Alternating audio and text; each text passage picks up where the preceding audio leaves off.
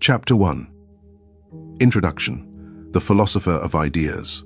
More than 2,000 years ago, in the bustling city of Athens, a man began asking questions that would shape the way we think forever. His name was Plato. Plato was not just a thinker or writer, he was a pioneer of ideas. He asked questions that still challenge us today. What is real? What is true? What is a good life? For Plato, philosophy was more than studying books or debating. It was a way to understand life itself, to uncover the hidden truths behind the world we see. He believed that the world we perceive with our senses, the trees, the rivers, even people, is not the ultimate reality. These things are always changing, imperfect and temporary. Behind them, he argued, lies a higher, eternal world of forms or perfect ideas. The form of beauty, the form of justice, the form of a circle. These are unchanging, perfect realities that exist beyond time and space.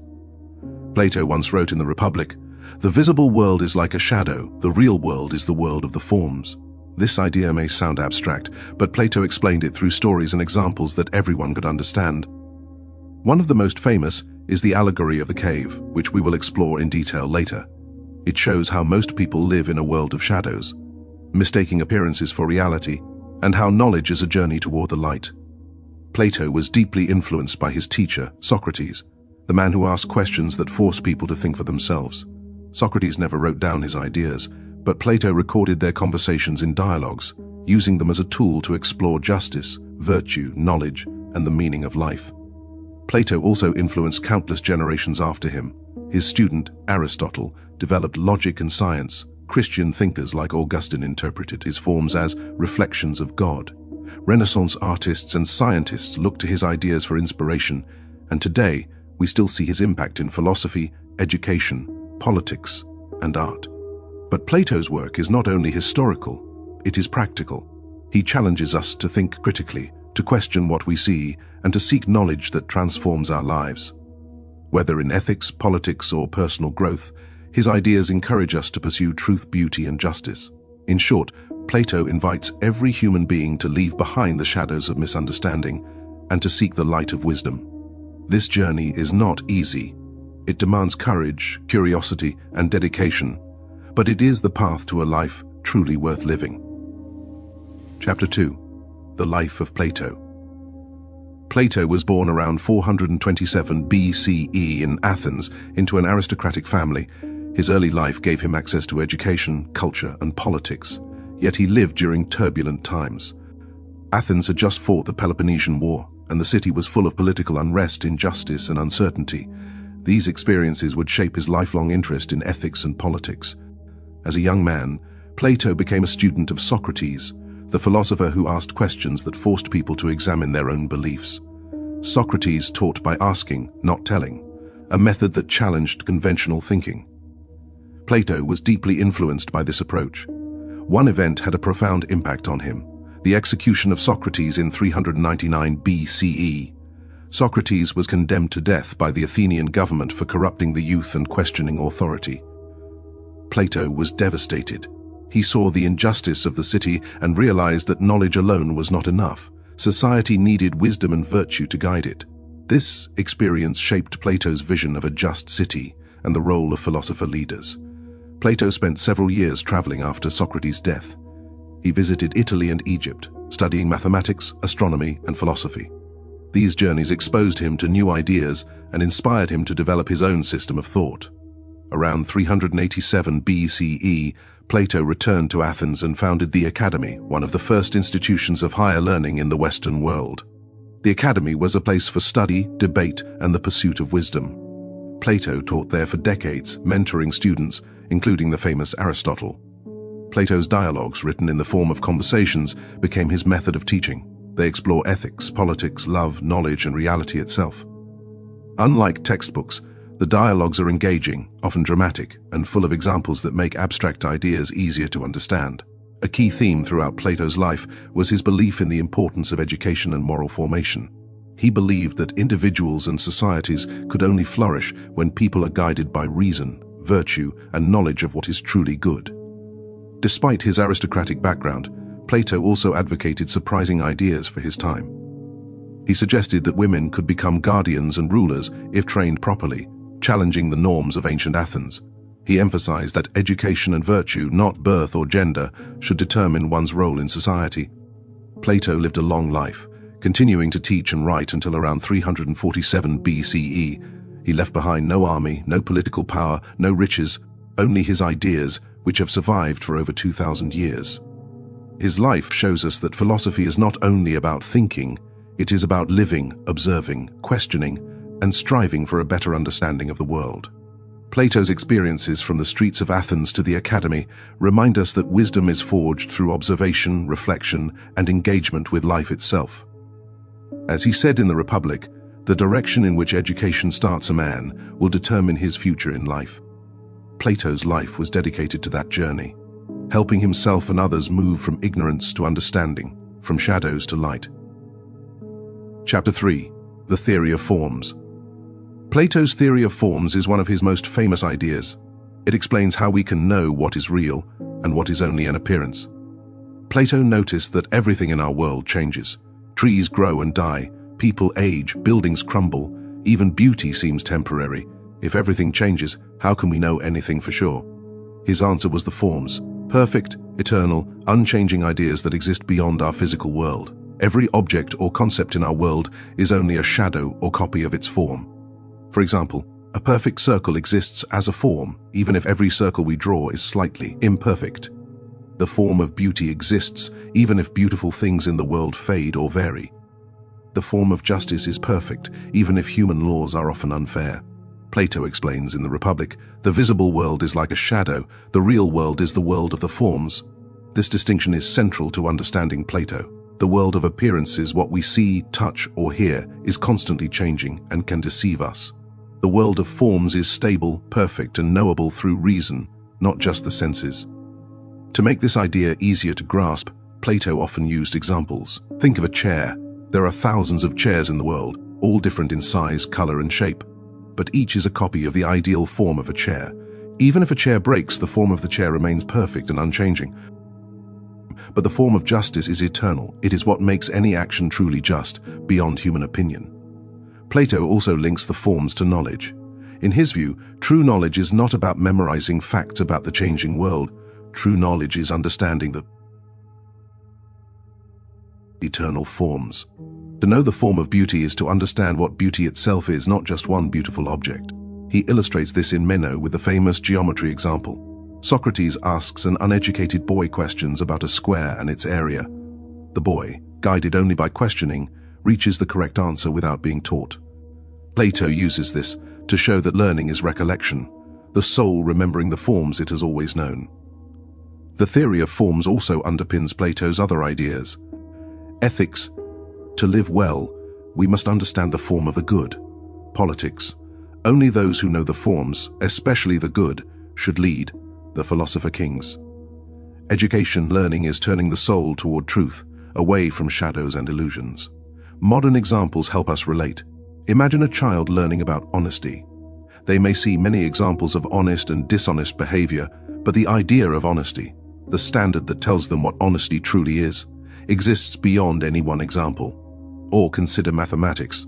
The concept of a perfect triangle or number exists even if we never see a perfect physical triangle. Plato's forms can feel abstract, but they are his way of explaining a simple truth. Some things are eternal, unchanging, and real, and our task is to recognize them. In short, the theory of forms challenges us to look beyond appearances. It asks us to seek knowledge, not just of what we see, but of the underlying principles that make the world intelligible.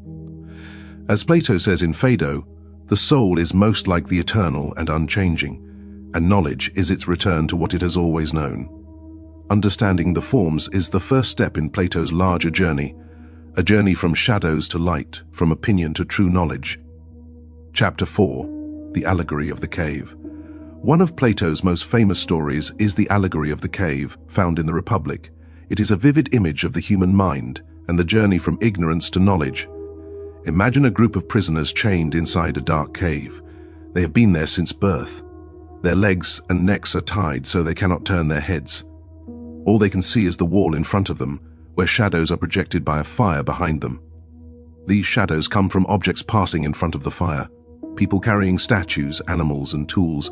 The prisoners see only the shadows, and they believe the shadows are reality. This is how Plato describes most humans. We often mistake appearances for the truth. Now, imagine one prisoner is freed. At first, he is blinded by the fire's light and struggles to understand what he sees. Step by step, he turns around and sees the objects causing the shadows. Eventually, he leaves the cave and sees the sunlight, the real world, and the source of all light. Plato explains that the sun represents the form of the good, the ultimate truth that gives meaning to all things. The freed prisoner experiences knowledge, understanding, and insight that the others cannot yet grasp. Plato wrote, "The journey upward is difficult and painful, but the soul that turns to the light sees the truth itself." The prisoner then returns to the cave to help the others, but the prisoners resist. They are comfortable with their shadows and mock him. Plato uses this to show that people often resist learning or accepting new ideas, especially when it challenges what they believe. The allegory has multiple levels. Metaphysical, the cave represents the world of appearances, the outside. World represents the eternal reality of the forms. Epistemological, moving from opinion to knowledge is like leaving the cave and seeing the real world. Political and ethical, the philosopher who has seen the truth has a duty to guide others toward knowledge, even if it is difficult. Plato provides examples we can relate to today. A child growing up in a small town may believe their customs and beliefs are the only truth. Education, travel, and experience help the child understand a wider world, just like the freed prisoner adjusting to sunlight. In modern times, social media can act like a cave. Algorithms show us repeated opinions and images, creating a world of shadows. To find truth, we must seek diverse perspectives and question what we see. Plato also emphasizes that learning is challenging. Seeing reality can be uncomfortable because it forces us to question habits, beliefs, and assumptions. The freed prisoner's struggle symbolizes the discomfort of learning and personal growth. Finally, the story teaches responsibility. Those who see the truth are called to help others, even if they resist. Knowledge is not just for oneself, it is for the good of the community. The allegory of the cave continues to inspire us today, reminding us that life is a journey from shadows to light, from ignorance to understanding, and that the path to wisdom requires courage, curiosity, and compassion. Chapter 5. Plato's Political Philosophy. Plato's political philosophy is deeply connected to his ideas about the soul and knowledge. He believed that a just city is a reflection of a just individual. In both cases, harmony and order depend on everyone fulfilling their proper role. In the Republic, Plato divides the city into three classes: rulers, guardians, and producers. Rulers, those who govern guided by knowledge of the good. Guardians, soldiers and defenders responsible for protecting the city. Producers, farmers, artisans, and merchants who provide for the city's needs. Justice, he says, is each class doing its own work and not interfering in the roles of others. This mirrors the tripartite soul, with reason rulers, spirit guardians, and appetite producers. A just soul is one in which reason rules, spirit supports it, and appetite follows.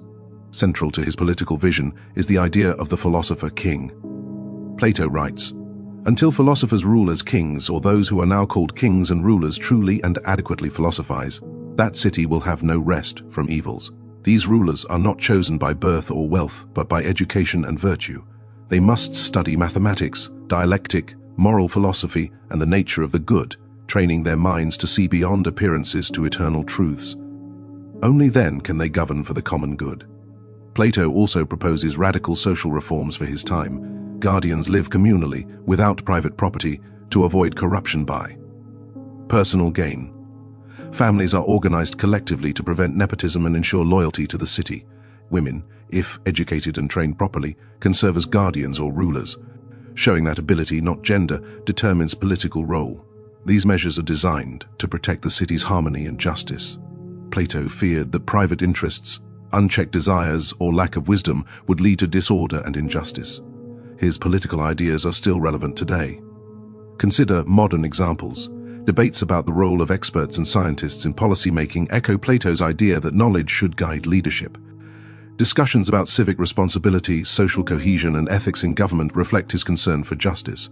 Yet Plato's philosophy has controversial aspects.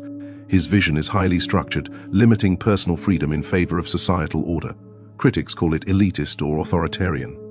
Plato acknowledges this risk, but argues that only those who have seen the truth and the good can rule without corruption. Education is central to preventing this corruption. A well-educated ruler, he argues, will govern wisely, putting the city's interests above personal gain. As he explains in Republic, the object of education is to turn the soul around, to direct it from the world of appearances toward truth. Plato's political thought reminds us that governance is not merely about rules or force, it is about moral and intellectual development of both rulers and citizens. The health of a city, he argues, depends on the wisdom of its leaders and the education of its people. In the end, Plato's political philosophy is both practical and aspirational. It warns of the dangers of ignorance, ambition, and selfishness, while offering a vision of a society guided by wisdom, justice, and virtue. It challenges us to consider who should lead and how can we ensure they act in the interest of all. Chapter 6. Love and the Ascent to the Divine. Plato believed that love, or eros, is one of the most powerful forces in human life. But for him, love was not just desire or attraction, it is a path toward understanding and the divine. In his dialogue, The Symposium, Plato presents a series of speeches about love, given by philosophers, poets, and thinkers at a banquet. Among them, Socrates recounts the teachings of a wise woman, Diotima, who explains the true nature of love. Love begins with the physical, the attraction to one beautiful body. But Diotima teaches that this is only the first step. The soul, if guided wisely, moves upward. It begins to appreciate beauty in all bodies, then in the mind and character, then in laws, customs, and knowledge, and finally reaches the highest form, the form of beauty itself, eternal, perfect, and divine. Plato calls this the ladder of love. 1. Physical attraction. 2. Love of all bodies. 3. Love of minds and virtues. 4. Love of knowledge and wisdom. 5. Contemplation of divine beauty. As Diotima says in Symposium, he who has been instructed thus far in the mysteries of love and who has seen the beautiful itself is no longer corrupted by the beauties of the flesh, but remains ever toward the divine beauty. Plato also presents the image of the soul as a charioteer in Phaedrus. The charioteer represents reason, trying to guide two horses, one noble, one unruly. The noble horse represents our higher impulses, virtue, wisdom, love of truth. The unruly horse represents base desires and passions. Only by guiding the horses with reason can the soul ascend toward the divine. Love, for Plato, is not selfish. It is not possession or obsession. It is the desire to reach something higher, to connect with eternal truth and beauty. Love inspires art, learning, philosophy, and creativity. Every act of true love is a reflection of the soul's longing for the divine. Modern examples can help us understand this. A scientist or artist inspired by beauty is following the same path Plato describes. A teacher guiding students toward understanding is practicing a form of love. That elevates the mind. Relationships that encourage growth, curiosity, and understanding reflect love as an ascent, not mere desire. Plato shows that love is a journey, challenging, transformative, and uplifting. It begins in the physical world but points beyond it, reminding us of the eternal and perfect. In this sense, love is inseparable from philosophy. Both guide the soul toward truth, wisdom, and the divine. Plato's vision of love asks us to see others not just as companions or lovers, but as mirrors reflecting the beauty and truth we seek. He writes in Phaedrus, "When a man sees beauty in this world, it reminds him of true beauty, and his wings begin to grow. Love, then, is both personal and cosmic. It is the engine that drives the soul upward, toward understanding, virtue, and the eternal." Chapter 7. Knowledge and Education. For Plato, knowledge is more than memorizing facts or learning skills.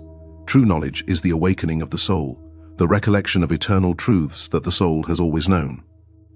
In Meno, Socrates asks whether virtue can be taught. A young boy, uneducated and inexperienced, is guided through a geometry problem. Without being told the answer, he reaches the correct solution.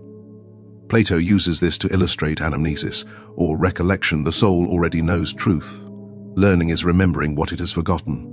Plato explains that the world of the senses, what we see, hear, and touch, is constantly changing and unreliable. True knowledge concerns what is unchanging, eternal, and perfect, the world of forms. As he writes in Phaedo, The soul is most like the eternal and unchanging, and knowledge is its return to what it has always known. Education, therefore, is not filling the mind with facts. It is turning the soul toward truth. Plato calls this process periagoge tes psyches. It is the transformation of the soul, training it to see beyond appearances and understand reality itself. In the Republic, Plato outlines a long and disciplined educational path. 1. Music and gymnastics, to train body and spirit in harmony. 2. Mathematics, geometry, astronomy, and harmonics, to teach order, reasoning, and the underlying patterns of reality. 3.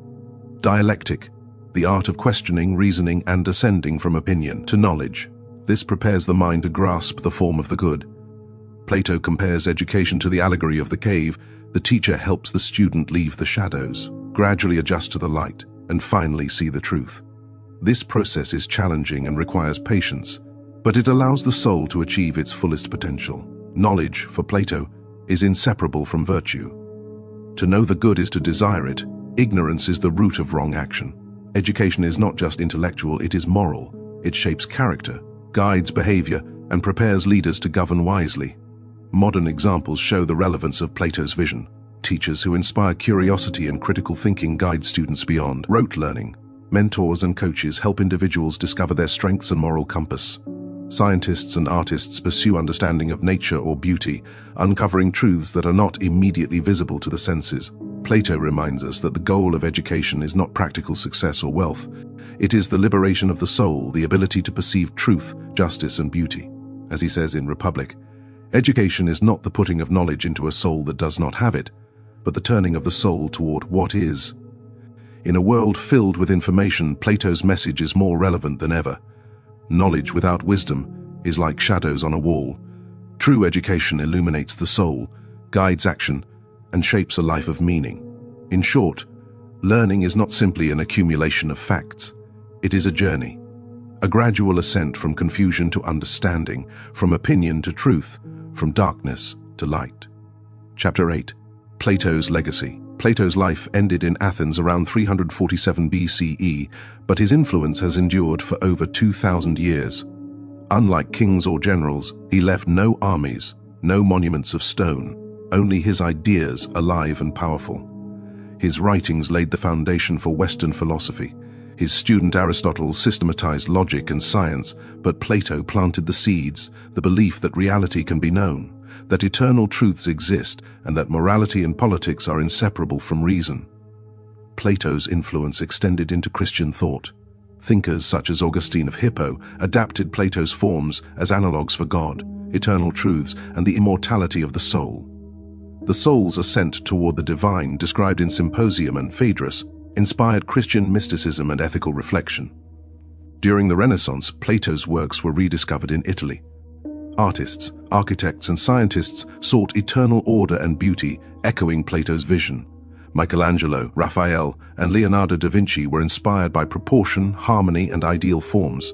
His ideas helped shape humanism and the scientific revolution. Plato's impact is evident in modern philosophy.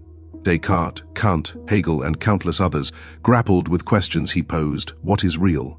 How do we know it? How should society be organized?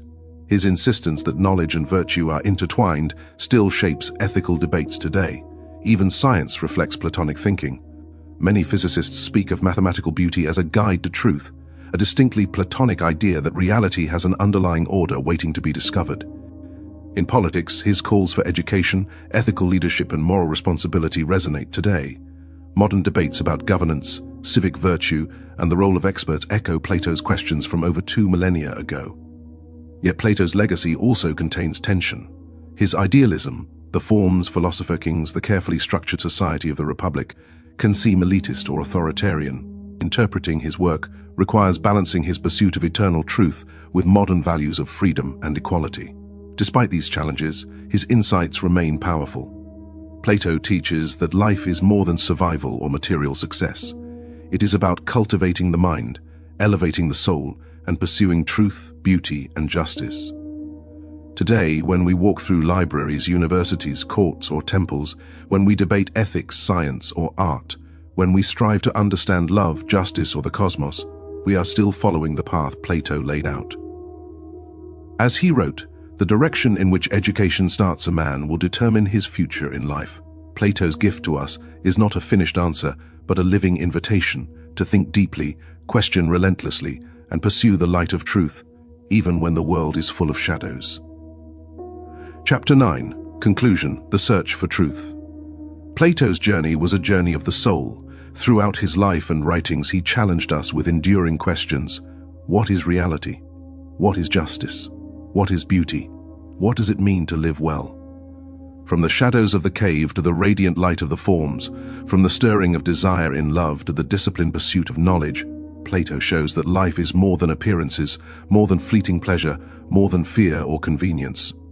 To study Plato is to understand that the human mind is capable of seeing beyond the material world, that the soul is born for truth, justice, and beauty. Education is not mere instruction, it is the turning of the soul toward what is eternal. Politics is not mere governance, it is the shaping of society guided by reason and virtue. Love is not mere desire, it is the ascent to the divine, a spark reminding us of what our souls have glimpsed before. His life, his dialogues, and his legacy converge on a single truth. Reality is deeper than we perceive, and the pursuit of truth is the highest calling. Yet Plato does not promise ease. The path to knowledge is difficult, demanding, and often uncomfortable. To leave the cave, to ascend the ladder of love, to govern justly, to educate wisely, all require courage, discipline, and humility. But the reward is immeasurable. The vision of eternal truths, the harmony of a just soul, the beauty of understanding, the joy of wisdom. Plato's questions remain with us, not as relics of the past, but as challenges for our own time. Will we settle for shadows, or will we seek the light? Will we pursue knowledge and virtue, or remain bound by illusions and desire? In the end, the search is ours to undertake, and if we follow his path, we discover that philosophy is not merely study, it is life lived at its highest, a journey of the soul toward truth, beauty, and the eternal. As Plato reminds us, the greatest wealth is to live content with little, and the greatest wisdom is to seek what is eternal.